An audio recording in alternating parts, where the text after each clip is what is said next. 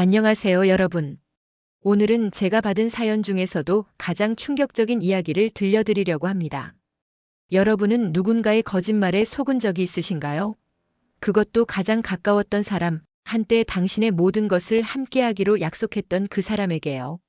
오늘의 주인공은 전 남편의 교묘한 거짓말과 연기에 맞서 자신만의 방식으로 승리한 한 여성의 이야기입니다. 내 전 남편은 교통사고로 기억을 잃었다고 했어요. 그의 기억은 우리가 서로 사랑했던 결혼 전 그 시절에 멈춰 있다고요. 하지만 그가 모르는 한 가지, 나는 그의 연기를 꿰뚫어 보고 있었습니다. 이것은 단순한 이혼 이야기가 아닙니다. 이것은 돈, 복수, 그리고 새로운 시작에 관한 이야기입니다. 우리 주인공 미나는 30대 초반의 평범한 직장인이었습니다. 대기업 마케팅팀에서 일하며 안정적인 삶을 살고 있었죠. 미나는 자신의 건강을 위해 지역 조깅 동호회에 가입했는데 바로 그곳에서 그녀의 인생을 바꿀 한 남자를 만났습니다. 그날이 아직도 생생해요. 비가 내리는 토요일 아침이었는데 대부분의 회원들이 참석을 취소했어요. 그런데 그는 비를 맞으며 달리고 있었죠. 저도 우산을 들고 나갔는데 우리 둘뿐이었어요. 우산 아래 함께 걸으며 나눈 첫 대화가 시작이었습니다. 그 남자 이름을 재훈이라고 하겠습니다. 키가 크고 운동을 좋아하며 안정적인 대기업에 다니는 그는 첫 만남부터 미나의 마음을 사로잡았습니다. 그의 다정함과 배려심은 미나가 이전에 만났던 어떤 남자와도 달랐습니다. 처음에는 모든 것이 완벽했어요. 그는 제가 만난 남자들 중 가장 다정했고 항상 저를 먼저 생각해주는 것 같았죠. 작은 기념일도 잊지 않고 챙겨주고 제 친구들과도 잘 어울렸어요. 제 부모님도 그를 무척 마음에 들어 하셨고요. 1년간의 연애 끝에 미나와 재훈은 많은 사람들의 축복 속에 결혼했습니다. 결혼 초기에는 신혼의 단꿈에 젖어 행복한 나날을 보냈습니다.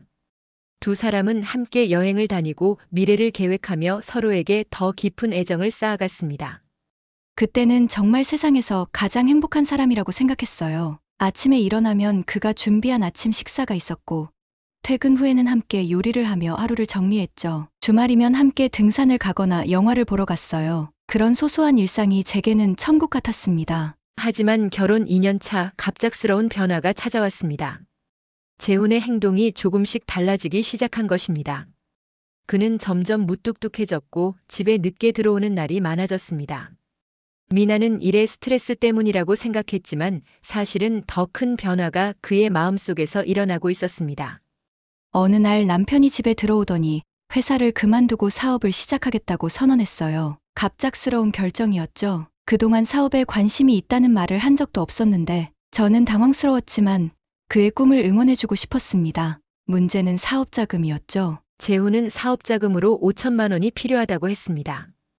IT 관련 스타트업을 창업하는 것이 꿈이라며 몇 년 안에 큰 성공을 거둘 수 있을 거라고 자신감에 차 있었습니다. 그러나 그들 부부의 저축으로는 턱없이 부족했습니다. 남편이 사업 계획서를 보여주면서 설명할 때 그의 눈은 정말 반짝이고 있었어요. 오랜만에 보는 그의 열정적인 모습에 저도 그 꿈을 믿고 싶었습니다. 하지만 현실적으로 그 돈을 어디서 마련해야 할지가 문제였죠. 미나는 고민 끝에 친정아버지에게 도움을 청하기로 결정했습니다. 미나의 아버지는 중소기업을 운영하는 사업가로 경제적으로 여유가 있었습니다. 하지만 처음부터 재훈의 갑작스러운 사업 계획을 탐탁지 않게 여기셨습니다. 아버지는 처음에 반대하셨어요. 안정적인 직장을 그만두고 경험도 없이 창업을 한다는 건 너무 위험하다. 적어도 몇 년간 관련 분야에서 일하며 경험을 쌓은 후에 시작하는 게 좋다고 말씀하셨죠. 모두 맞는 말씀이었지만 저는 남편을 믿었습니다. 미나는 아버지를 설득하기 위해 며칠 동안 노력했습니다. 재훈의 사업 계획서를 보여드리고 시장 전망이 좋다는 점을 강조했습니다. 결국 아버지는 미나의 열정적인 설득에 마음을 돌리셨습니다. 아버지께서 마지막으로 하신 말씀이 아직도 귓가에 맴돌아요. 네가 그렇게 확신한다면, 그리고 네 남편을 그만큼 믿는다면 도와줄게. 하지만 이건 사업이니 정확한 상환 계획이 필요해. 그렇게 3년 안에 원금과 이자를 상환하기로 약속하고 대출 형식으로 5천만 원을 빌렸습니다. 재훈은 돈을 받자마자 회사를 퇴사하고 사업 준비에 박차를 가했습니다. 사무실을 임대하고 필요한 장비를 구입하고 몇몇 직원을 채용했습니다. 처음 몇 달은 일이 잘 풀리는 것처럼 보였습니다. 재훈은 매일 밤늦게까지 일하며 열정을 불태웠고 미나도 퇴근 후 사무실에 들러 간식을 챙겨주는 등 최대한 지원했습니다. 그때는 힘들어도 행복했어요. 우리 둘 다 미래를 위해 열심히 뛰고 있다는 느낌이었으니까요. 남편이 밤늦게 집에 들어와도 그건 우리의 꿈을 위한 것이라고 생각했죠. 하지만 사업은 생각보다 순탄치 않았습니다. 6개월 만에 재훈의 회사는 어려움을 겪기 시작했습니다. 예상했던 계약이 성사되지 않았고 초기 자금은 빠르게 소진되고 있었습니다. 1년이 지났을 때는 거의 파산 직전이었습니다. 처음에는 창업은 다 그런 거야. 조금만 더 버티면 좋아질 거야 라고 서로를 위로했어요. 하지만 시간이 갈수록 상황은 나아지지 않았고 오히려 더 악화되었죠. 계약은 지체되고 투자자들은 돌아섰고 직원들은 월급이 밀려 하나둘 회사를 떠났습니다. 경제적 압박이 커지면서 재훈의 성격도 급격히 변했습니다. 예전에 다정하고 배려심 많던 그는 온데간데 없고 짜증과 분노로 가득 찬 사람으로 변해갔습니다. 특히 술을 마시기 시작하면서 그 변화는 더욱 극명해졌습니다. 사업이 어려워지면서 남편도 변했어요. 점점 말수가 줄었고 자주 한숨을 쉬었죠. 처음에는 위로해주려고 노력했지만 그의 반응은 점점 차가워졌어요. 그리고 술, 예전에는 거의 마시지 않던 사람이었는데 어느새 매일 밤 소주 한 병은 기본이 되었습니다. 술을 마시면 작은 일에도 화를 내곤 했어요. 처음엔 스트레스 때문이라고 생각했지만 그리고 마침내 가정폭력이 시작되었습니다. 처음에는 물건을 던지는 정도였지만 점점 미나를 향한 직접적인 폭력으로 발전했습니다. 가정의 평화는 서서히 그러나 확실하게 무너져 내렸습니다. 첫 번째 폭력이 있었던 날, 지금도 생생히 기억나요. 비가 내리는 금요일 밤이었어요. 남편은 늦게 들어왔고 술에 많이 취해 있었죠. 저는 걱정되어 사업 상황을 물었어요. 그런데 갑자기 그의 눈빛이 변했어요. 네가 뭘 안다고 계속 캐물어! 그라며 소리를 지르더니 순간 손이 올라왔습니다. 뺨을 맞은 충격보다 사랑하는 사람에게 맞았다는 배신감이 더 컸어요. 다음 날 아침 재훈은 전날 일을 전혀 기억하지 못한다며 울면서 사과했습니다. 무릎을 꿇고 다시는 그런 일이 없을 거라 맹세했습니다. 미나는 그를 믿고 싶었고 또 사랑했기에 용서했습니다. 그가 울면서 사과할 때 그 모습이 너무 안쓰러웠어요. 자신이 한 일을 진심으로 후회하는 것 같았고 다시는 그런 일이 없을 거라고 약속했으니까요. 그리고 저도 결혼을 쉽게 포기하고 싶지 않았어요. 한 번의 실수일 뿐이야. 스트레스 때문에 그런 거야 라고 자신에게 말했죠. 하지만 그것은 시작에 불과했습니다. 한 번 열린 폭력의 문은 쉽게 닫히지 않았습니다. 폭력은 점점 심해졌고 주기도 잦아졌습니다. 한 달에 한 번, 일주일에 한 번. 그리고 마침내 거의 매일. 매번 똑같은 패턴이었어요. 술에 취해 폭력을 휘두르고 다음 날 기억이 나지 않는다며 눈물로 사과하고 다시는 그러지 않겠다고 약속하고 하지만 결국 그 약속은 항상 깨졌습니다. 저는 점점 집에 들어가는 것이 두려워졌어요. 문 열리는 소리만 들어도 심장이 쿵쾅거렸죠. 미나는 이대로는 안 되겠다고 여러 번 생각했습니다. 이혼을 고려하기도 했고 친정의 도움을 청할까도 고민했습니다. 하지만 그때마다 재훈의 눈물 어린 사과와 변화의 약속에 마음이 흔들렸습니다. 그런 일이 있고 나면 그는 마치 다른 사람이 되는 것 같았어요. 제가 사랑했던 그 다정한 남자로 돌아와서 무릎을 꿇고 사과하곤 했죠. 꽃다발을 들고 오기도 하고 손편지로 사랑을 표현하기도 했어요. 그럴 때마다 이번이 마지막일 거야. 그는 정말 변하려고 노력하고 있어라고 믿었습니다. 그리고 사람들에게 알려지면 어떡하지? 가족들이 실망할까봐, 그의 인생이 망가질까봐 걱정도 됐어요. 그러던 어느 날 미나는 뜻밖의 소식을 알게 되었습니다. 그녀는 임신 테스트기에서 두 줄이 나타나는 것을 보고 놀랐습니다. 계획에 없던 임신이었지만 미나는 이것이 새로운 시작이 될 수 있다고 생각했습니다. 아이가 생기면 모든 것이 달라질 거라는 희망을 품었습니다. 그날 밤 떨리는 마음으로 남편에게 임신 사실을 알렸어요. 예상과 달리 남편은 정말 기뻐했어요. 저를 안아주며 눈물을 흘렸고 이제부터 모든 것이 달라질 거라고 약속했습니다. 그날부터 술도 끊고 폭력도 중단됐어요. 아이를 위한 책을 읽기 시작했고 주말이면 함께 태교 음악을 들으며 미래를 계획했죠. 정말 잠시나마 행복한 시간이었어요. 재훈은 정말로 변한 것 같았습니다. 술을 완전히 끊었고 사업에도 다시 열정을 쏟았습니다. 미나는 이제 모든 것이 괜찮아질 거라고 믿었습니다. 하지만 그 평화는 오래가지 못했습니다. 임신 7개월 차에 접어들었을 때 재훈의 회사는 결정적인 위기를 맞았습니다. 마지막 남은 대형 계약마저 무산되었고 더 이상 회사를 유지할 수 없는 상황이 되었습니다.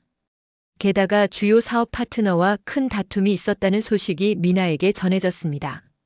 그날 저녁 남편의 회사 직원이 제게 전화를 걸어왔어요. 남편이 사업 파트너와 크게 다퉜고 거의 주먹이 오갈 뻔했다고요. 그리고 회사도 이제 문을 닫아야 할 것 같다고 너무 걱정되어 남편에게 전화를 했지만 받지 않았어요. 그날 밤 취한 남편이 돌아왔고 그날은 제 평생 잊지 못할 날이 됐어요. 남편은 완전히 제정신이 아니었습니다. 술 냄새가 진동했고 들어오자마자 짐을 던지며 소리를 질렀어요. 사업 파트너와의 다툼에 대해 조심스럽게 묻자 갑자기 저에게 달려들었고 제가 피하려다 균형을 잃었고 저는 계단에서 굴러떨어졌습니다. 그 순간 제 뱃속의 아이만 생각났어요. 미나는 즉시 병원으로 긴급 이송되었습니다. 다행히 아이는 무사했지만 미나는 심한 타박상과 골절상을 입었습니다. 재훈은 병원에 찾아와 미안하다며 울었지만 이번만큼은 미나의 마음은 돌아서고 말았습니다. 병원 침대에 누워있는 동안 정말 많은 생각을 했어요. 그동안 얼마나 자신을 속이며 살아왔는지, 이대로 계속 가면 아이와 저 모두를 위험에 빠뜨릴 수 있다는 것을. 그리고 결심했습니다. 퇴원하자마자 아버지의 도움으로 이혼 절차를 밟기 시작했습니다. 이혼은 쉽지 않았습니다. 재훈은 미나의 결정에 격렬히 반대했고 이혼을 막기 위해 갖은 방법을 다 썼습니다. 그는 미나의 부모님을 찾아가 눈물로 호소했고 미나에게도 수십 번 전화와 문자를 보냈습니다. 하지만 미나의 결심은 확고했습니다. 남편은 제게 무릎을 꿇고 울면서 사정했어요. 제발 한 번만 더 기회를 달라고.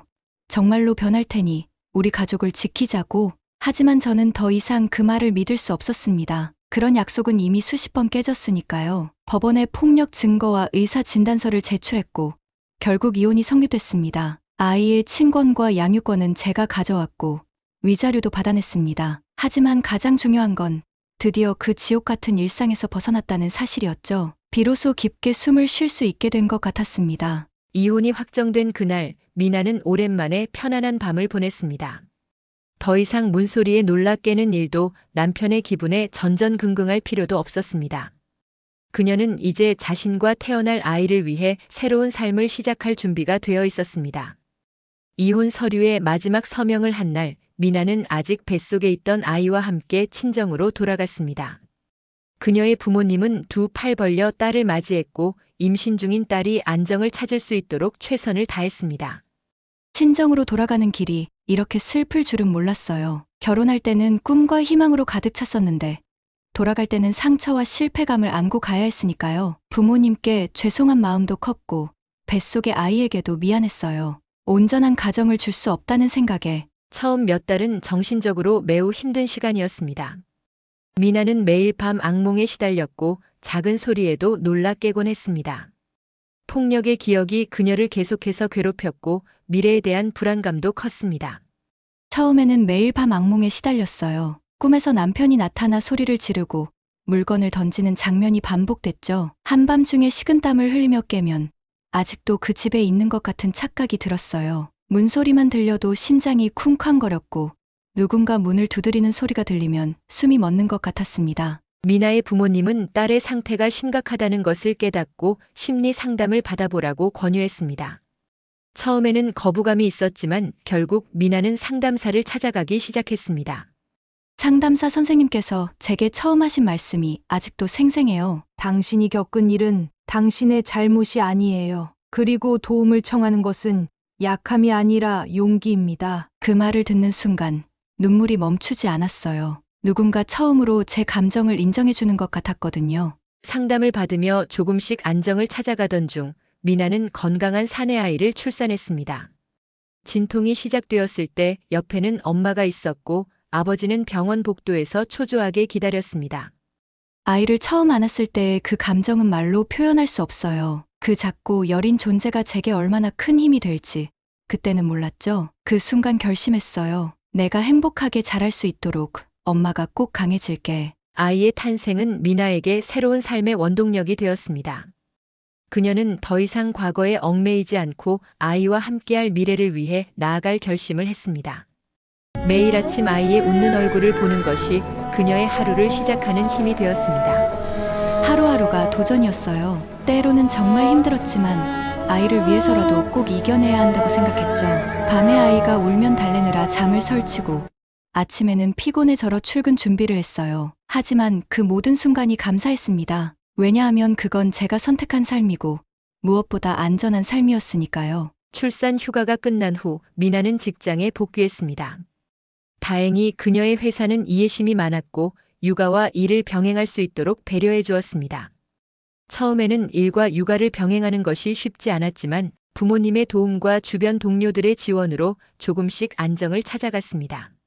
아침에 아이를 어린이집에 데려다 주고 퇴근 후에 데려오고 집에 와서는 저녁 준비하고 아이 돌보고 정말 숨 돌릴 틈이 없었어요. 하지만 그런 바쁜 일상이 오히려 저를 치유하는데 도움이 됐던 것 같아요. 생각할 시간이 없으니 과거에 얽매이지 않을 수 있었거든요. 주말이면 미나는 아이와 함께 공원에 가거나 동물원, 수족관 같은 곳을 방문했습니다. 아이의 해맑은 웃음소리는 미나의 마음을 정화시켰고 그녀는 점점 더 많이 웃게 되었습니다. 간혹 아이가 아빠에 대해 물을 때면 마음이 아팠지만 미나는 최대한 긍정적으로 대답하려고 노력했습니다. 아이가 처음으로 아빠라는 단어를 물었을 때 가슴이 철렁했어요. 어떻게 설명해야 할지 막막했죠. 결국 아빠는 멀리 있어서 지금은 만날 수 없다고 얼버무렸어요. 하지만 아이가 자랄수록 더 많은 질문을 할 테고 언젠가는 진실을 말해야 한다는 것을 알고 있었습니다. 그러던 어느 날 미나가 아이를 데리고 퇴근해서 집에 도착했을 때 예상치 못한 방문객이 기다리고 있었습니다. 바로 그녀의 전 남편 재훈이었습니다. 이혼 후 6개월쯤 지났을 때였어요. 어느 날 아이를 데리고 집에 도착했는데 현관 앞에 그가 서 있더군요. 처음에는 몸이 얼어붙는 것 같았어요. 그 순간 과거의 모든 기억이 한꺼번에 밀려왔죠. 하지만 아이가 있었기에 최대한 침착함을 유지했습니다. 재훈은 많이 변해 보였습니다. 깔끔한 차림새에 술 냄새도 나지 않았습니다. 그는 미나에게 술을 완전히 끊었고 새로운 회사에 취직했으며 분노 조절 상담도 받고 있다고 말했습니다. 그리고 가장 중요한 이야기, 다시 시작하고 싶다는 마음을 전했습니다. 그가 말하길 술을 완전히 끊었고 분노 조절 상담도 정기적으로 받고 있다고 했어요. 안정적인 직장에 취직했고 지난 6개월간 많은 것을 반성하고 변화했다고 눈물까지 글썽이며 아이와 저에게 다시 한번 기회를 달라고 했습니다. 미나는 순간 흔들렸습니다. 그녀도 아이에게 아빠가 필요하다는 것을 알고 있었고 완전한 가정을 주고 싶은 마음도 있었습니다. 하지만 동시에 지난 날의 상처와 두려움이 그녀를 망설이게 했습니다. 솔직히 마음이 흔들렸어요. 그가 정말 변했다면 어떨까? 아이에게 아빠를 돌려줄 수 있다면. 하지만 그 순간 병원 침대에 누워있던 제 모습이 떠올랐습니다. 그리고 결심했죠. 아이의 행복을 위해서라도 안전한 환경을 제공해야 해. 저는 단호하게 거절했어요. 당신이 변했다는 말을 믿고 싶지만 이미 우리는 돌아갈 수 없는 강을 건넜어. 아이와 나, 우리는 이제 새로운 삶을 시작했고 그 삶에 당신의 자리는 없어. 라고 말했죠. 그리고 덧붙였어요. 하지만 아이의 아빠로서 만나고 싶다면 법적인 절차를 통해 면회를 신청할 수 있어. 재훈은 미나의 단호한 태도에 실망한 듯 했지만 더 이상 강요하지는 않았습니다. 그는 떠나기 전에 아이를 한 번만 보게 해달라고 부탁했고 미나는 조심스럽게 허락했습니다. 아이를 본 재훈의 눈에는 눈물이 맺혔고 그는 조용히 집을 나갔습니다. 그가 아이를 보는 순간 그의 눈에 눈물이 고였어요. 아이는 낯선 사람에게 경계심을 보였지만 재훈은 억지로 다가가려 하지 않았어요. 그저 멀리서 바라보다가 조용히 자리를 떠났죠. 그 모습을 보며 그에게도 이 상황이 쉽지 않을 거라는 생각이 들었습니다. 그 후로도 재훈은 몇 번 더 찾아왔습니다. 처음에는 한 달에 한 번, 그 다음에는 2달에 한 번. 매번 같은 이야기였습니다.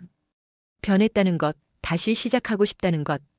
하지만 미나의 대답은 항상 같았습니다. 단호한 거절.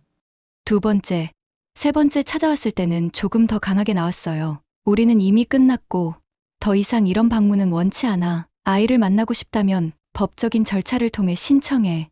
라고요. 처음에는 화를 내며 반응했지만 점점 그의 방문 주기가 길어졌고 결국에는 완전히 포기한 듯 더 이상 연락하지 않았습니다. 재훈은 결국 법적 절차를 통해 아이의 면회를 신청했고 법원은 한 달에 한 번 감독하에 면회를 허락했습니다. 처음 몇 번의 면회는 어색했지만 시간이 지나면서 아이도 재훈에게 조금씩 마음을 열기 시작했습니다. 처음 공식적인 면회 날, 아이는 낯설어하며 제 뒤에 숨었어요. 하지만 재훈은 강요하지 않고 기다렸죠. 장난감을 가져와서 먼저 놀기 시작했고 아이가 호기심에 조금씩 다가가게 했어요. 몇 번의 만남 후에는 아이도 아빠라고 부르기 시작했고 면회 날을 기다리게 되었습니다. 일과 육아를 병행하면서도 미나는 직장에서 인정받는 사원으로 성장했습니다. 그녀의 성실함과 책임감은 상사들에게 좋은 인상을 주었고 승진의 기회도 찾아왔습니다. 경제적으로도 점점 안정을 찾아가면서 미나는 친정에서 나와 작지만 아늑한 아파트를 임대했습니다. 일도 점점 안정되기 시작했어요. 처음에는 단순히 생계를 위해 일했지만 점차 제 일에서 성취감을 느끼기 시작했죠. 제가 담당한 프로젝트가 성공을 거두었을 때 그 뿌듯함은 말로 표현할 수 없었어요. 그리고 승진 제안을 받았을 때는 정말 기뻤습니다. 이제 저 자신과 아이를 충분히 책임질 수 있다는 자신감이 생겼거든요. 친정에서 독립하는 날 부모님께서 많이 걱정하셨어요. 하지만 저는 이제 홀로서기 할 준비가 됐다고 느꼈습니다. 새 아파트는 작았지만 아이의 방과 제 방, 그리고 작은 거실이 있는 아늑한 공간이었어요. 처음으로 제 이름으로 계약서에 서명했을 때 그 감정은 잊을 수 없어요. 이제 정말 새로운 시작이구나 싶었죠. 시간이 흘러 아이는 어린이집을 졸업하고 초등학교 입학을 앞두게 되었습니다. 그 사이 미나도 많이 성장했습니다. 더 이상 악몽에 시달리지 않았고 자신감도 되찾았습니다. 무엇보다 미나는 자신이 아이에게 좋은 엄마가 되고 있다는 확신을 갖게 되었습니다. 아이가 두 돌이 되던 해, 제 인생에도 봄이 찾아온 것 같았어요. 더 이상 밤마다 악몽을 꾸지 않았고 사소한 소리에 놀라지도 않았죠. 일도 안정되고 아이도 건강하게 자라고 있었어요. 가끔 좋은 사람을 만나보라는 부모님의 권유도 있었지만 저는 아직 그럴 준비가 되지 않았다고 느꼈습니다. 무엇보다 제 마음이 치유되고 있다고 느꼈어요. 그리고 그것만으로도 충분히 행복했습니다. 미나의 33번째 생일, 아이는 직접 그린 그림을 선물했습니다. 그림 속에는 미나와 아이 그리고 강아지 한 마리가 그려져 있었습니다. 아이는 환하게 웃으며 엄마, 강아지 키우고 싶어요. 라고 말했고 미나는 웃으며 고려해보겠다고 약속했습니다. 그 생일은 정말 특별했어요. 아이가 몰래 준비한 생일 축하 이벤트에 정말 감동했거든요. 그림 속에 강아지가 있어서 물어보니 아이가 강아지를 키우고 싶다고 하더라고요. 그 순간 문득 생각했어요. 이제 우리 생활에 새로운 가족을 맞아들일 만큼 안정됐구나. 생일 일주일 후 미나는 아이와 함께 유기견 보호소를 방문했고 그곳에서 작고 귀여운 믹스견을 입양했습니다. 아이는 코코라는 이름을 지어주었고 코코는 빠르게 그들 가족의 일원이 되었습니다. 코코는 우리 가족에게 정말 큰 기쁨을 가져다 주었어요. 아이에게는 친구가 되어 주었고 저에게는 또 다른 책임감과 동시에 위안을 주었죠. 퇴근 후 집에 들어오면 코코가 반갑게 맞아주는 그 기분이란 누군가 당신의 귀가를 기다린다는 것, 그것만으로도 큰 행복이더라고요. 그렇게 평온한 시간이 2년 가까이 흘렀습니다. 재훈은 정기적으로 아이를 만나긴 했지만 미나의 삶에 더 이상 간섭하지 않았습니다. 미나는 이제 완전히 과거를 잊고 새로운 삶을 살고 있었습니다.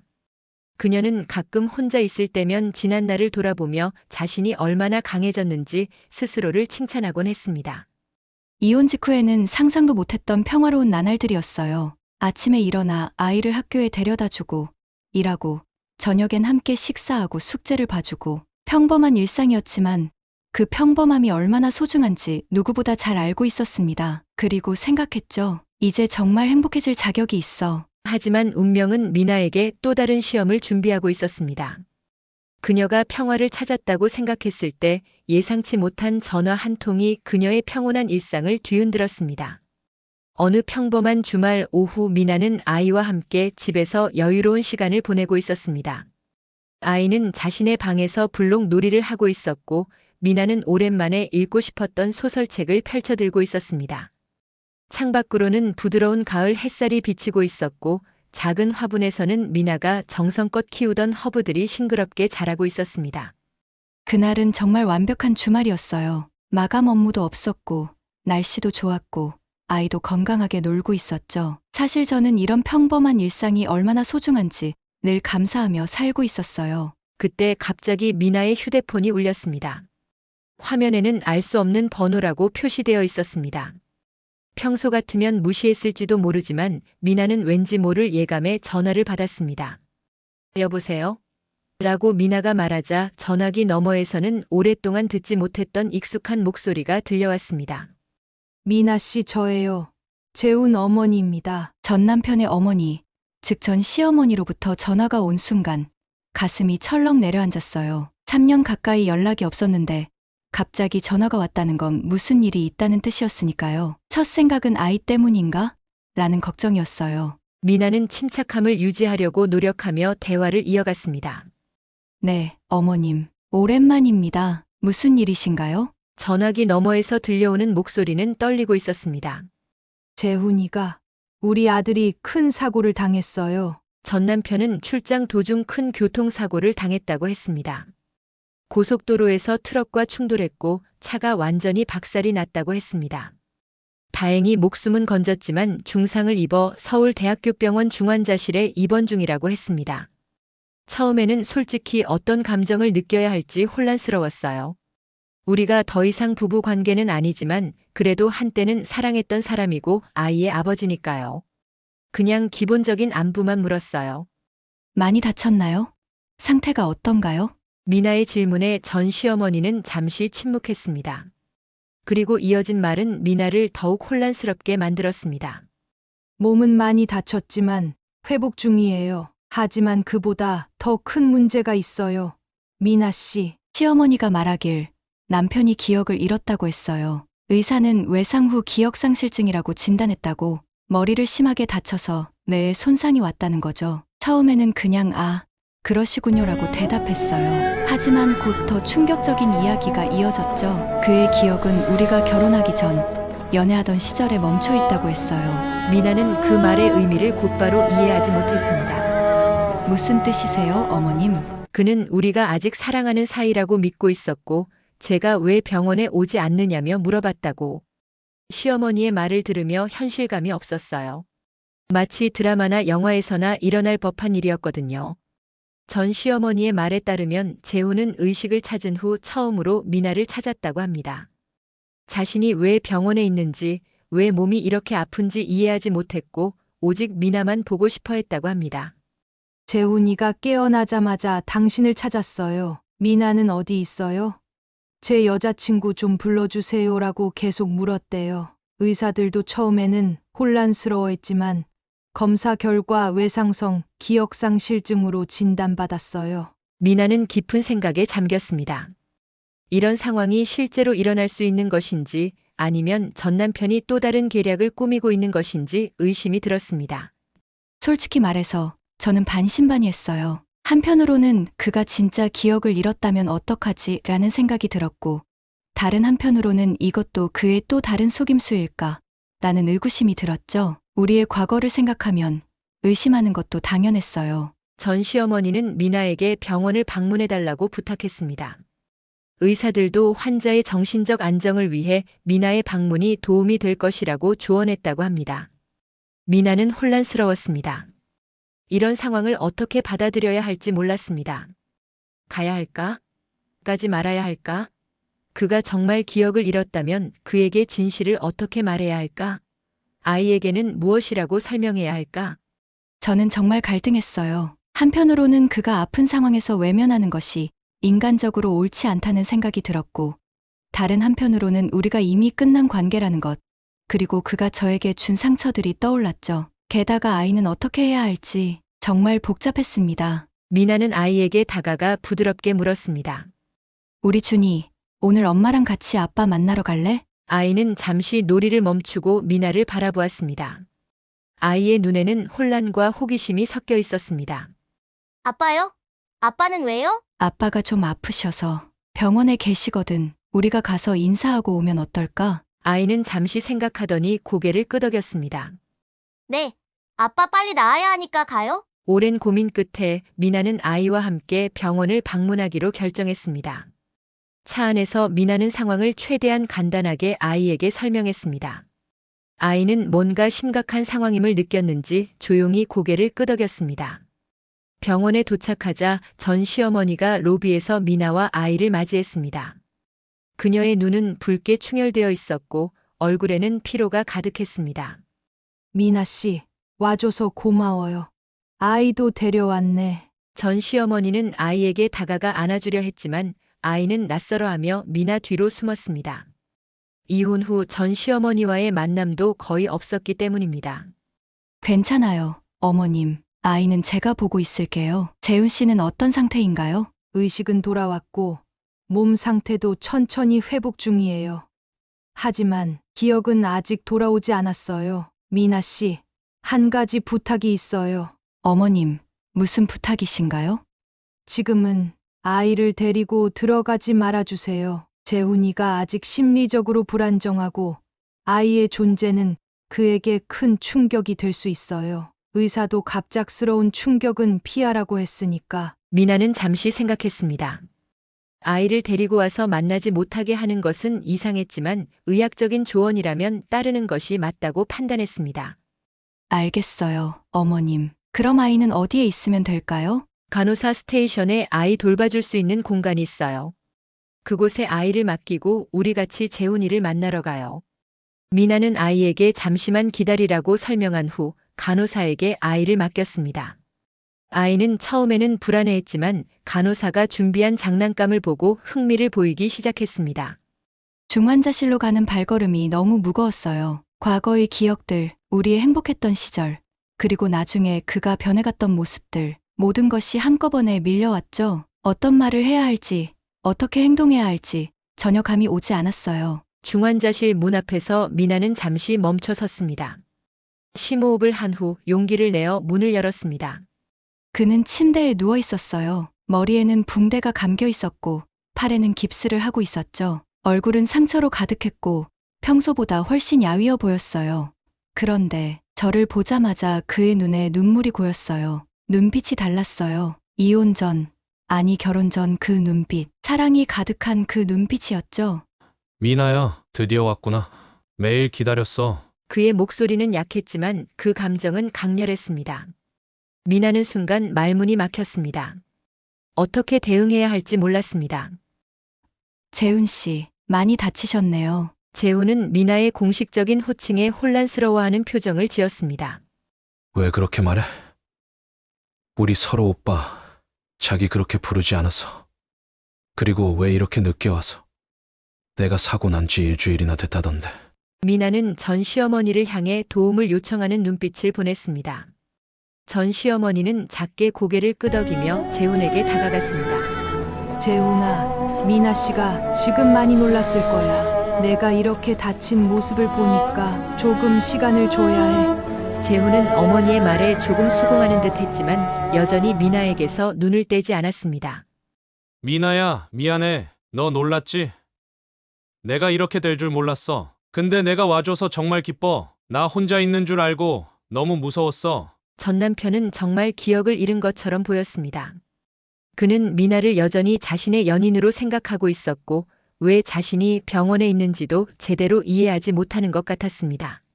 가장 충격적인 것은 그가 완전히 달라 보였다는 거예요. 그 눈빛, 말투, 행동, 모두 제가 처음 사랑에 빠졌던 그 사람 그대로였습니다. 마치 시간이 거꾸로 흐른 것 같았어요. 악몽 같았던 결혼 생활, 아픔, 상처, 그 모든 것이 없었던 것처럼 그는 그저 제게 사랑의 눈빛을 보내고 있었죠. 병실을 나온 후 미나는 담당 의사를 만나 재훈의 상태에 대해 더 자세한 설명을 들었습니다.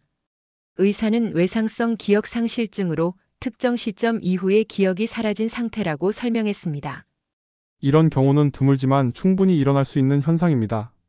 환자는 머리에 심각한 외상을 입었고 뇌의 기억을 담당하는 부분이 손상되었습니다.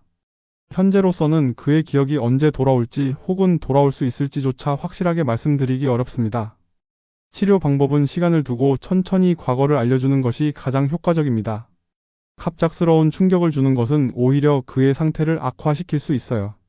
환자가 심리적으로 안정감을 느끼는 것이 무엇보다 중요합니다. 의사는 가족들의 지지가 중요하다고 강조했습니다.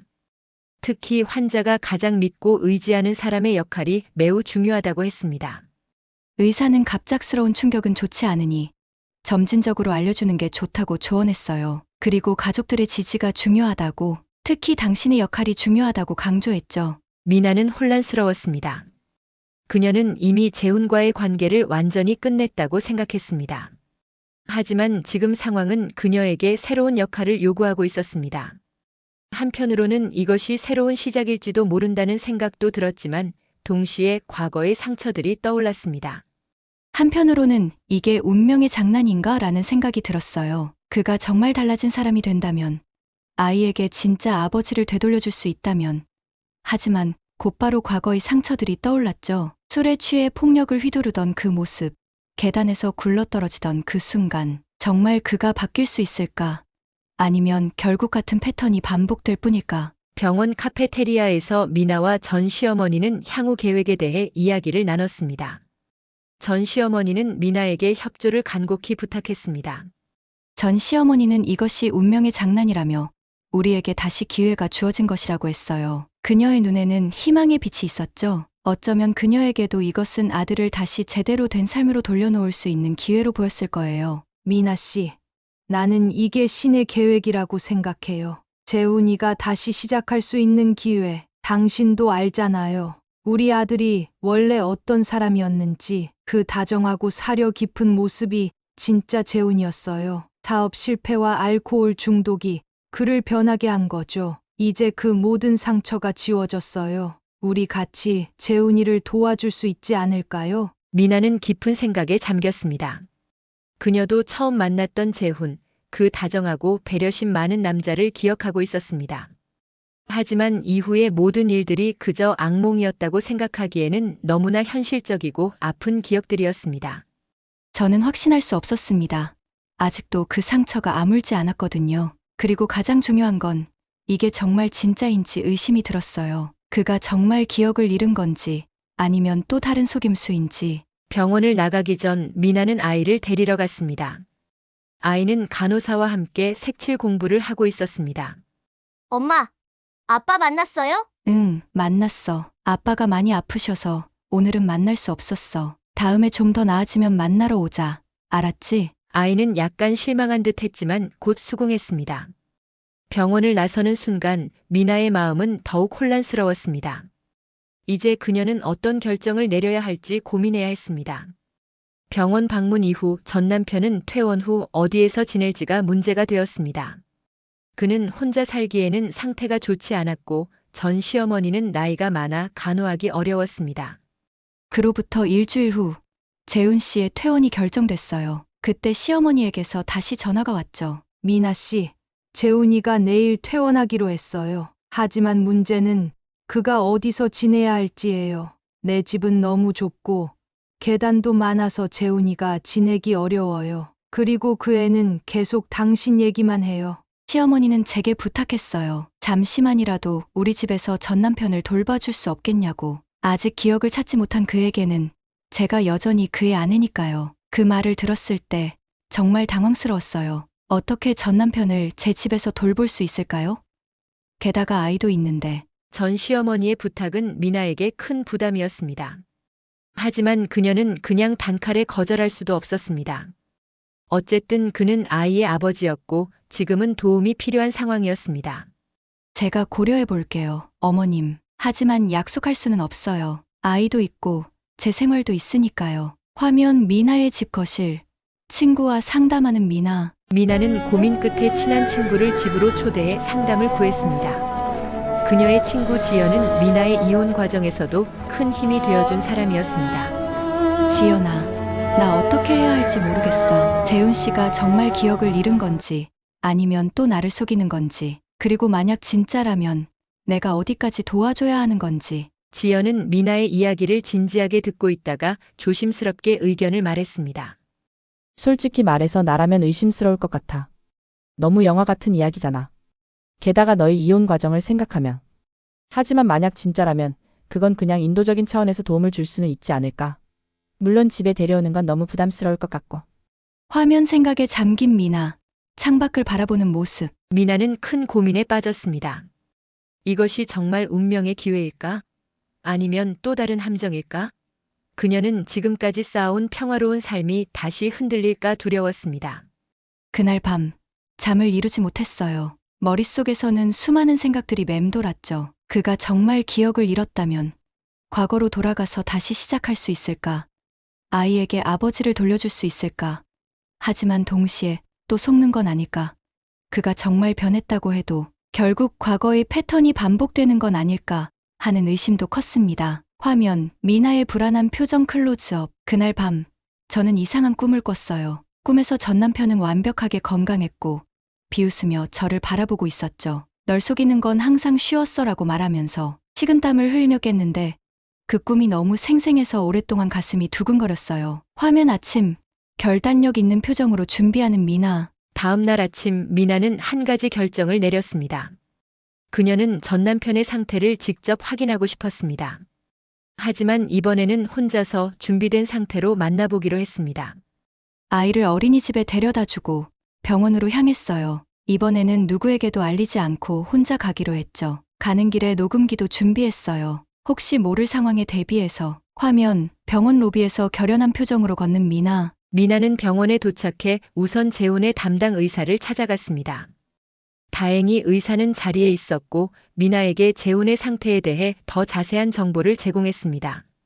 의사의 설명은 전문적이고 객관적이었어요. 외상성 기억상실증의 증상, 치료 방법, 예후 등에 대해 자세하게 설명해 주셨죠. 들을수록 이게 정말 있을 수 있는 일이라는 생각이 들었어요. 의사와의 상담 후 미나는 재혼의 병실로 향했습니다. 그러나 병실에 도착하기 전 그녀는 복도에서 익숙한 목소리를 들었습니다. 음악, 극적인 반전을 암시하는 음악. 병실 문 앞에 도착했을 때 안에서 대화 소리가 들렸어요. 전 남편과 그의 친구로 보이는 사람의 목소리였죠. 문이 살짝 열려 있어서 대화 내용이 들렸는데 그때 전 남편이 말했습니다. 화면, 병실 문 앞에 서서 대화를 엿듣는 미나. 계획대로 되고 있어. 그 여자는 완전히 속고 있다니까. 이대로면 유산 문제도 해결되겠어. 그 돈만 받으면 바로 떠날 거야. 친구로 보이는 남자가 대답했습니다. 정말 끝까지 연기할 수 있겠어. 금방 들통나는 거 아니야? 재훈의 웃음소리가 들렸습니다. 걱정 마. 난 기억상실 환자 연기 정도는 완벽하게 할 수 있어. 그 여자는 항상 감성에 약했으니까 옛날 연애 시절 이야기만 꺼내면 금방 무너질 거야. 화면, 충격을 받은 미나의 표정. 천천히 믿을 수 없다는 표정으로 변함. 미나는 그 자리에 얼어붙었습니다. 모든 것이 거짓이었습니다. 기억상실증도 그 다정한 눈빛도 모든 것이 연기였습니다. 음악 중단. 그 순간 저는 이상하게도 평온해졌어요. 마치 퍼즐의 마지막 조각이 맞춰진 것 같은 느낌이었죠. 모든 것이 이해됐습니다. 내 예감이 맞았던 거죠. 그는 나를 또 속이려 했던 거예요. 화면, 조용히 녹음기 버튼을 누르는 미나의 손. 미나는 조용히 핸드폰의 녹음 기능을 켰습니다. 최대한 소리 없이 병실 문 앞에 서서 그들의 대화를 몰래 녹음했습니다. 미나가 이혼 때 받은 위자료도 있고 특히 그 여자 아버지가 남겨준 부동산이 꽤 된다며? 그거 반은 내 몫이라고 주장할 수 있어. 결혼 중에 상속받은 거니까. 그런데 병원비는 어쩔 거야? 보험사에서 조사 나올 수도 있어. 걱정 마. 어머니가 다 해결하고 있어. 어머니도 내 편이야. 그 여자랑 애한테 내 돈 뜯기느니 차라리 이런 연극이라도 해서 되찾는 게 낫다고 생각하셔. 화면, 병실을 조용히 떠나는 미나. 미나는 더 이상 들을 필요가 없다고 느꼈습니다. 그녀는 조용히 그 자리를 떠났습니다. 그리고 병원을 빠져나왔습니다. 그 순간 느꼈던 감정은 분노보다는 해방감에 가까웠어요. 내가 그를 완전히 잘못 알고 있던 게 아니었다는 사실.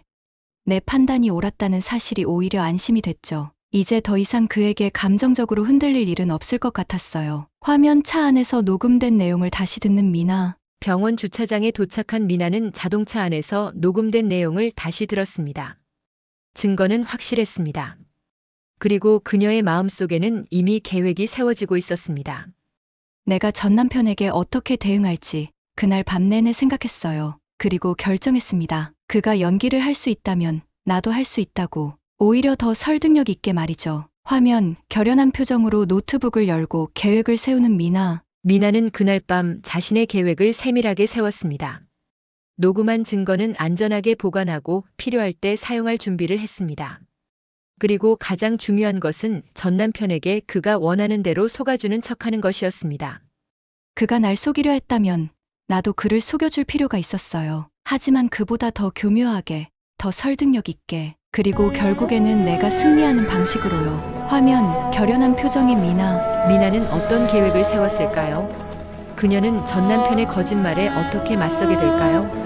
그리고 그녀의 복수는 성공할 수 있을까요? 음악 긴장감 있는 배경 음악 고조. 이 이야기의 놀라운 결말은 2부에서 계속됩니다. 2부를 계속해서 보고 싶으시다면 구독과 좋아요, 그리고 댓글 부탁드립니다. 다음 영상에서 뵙겠습니다.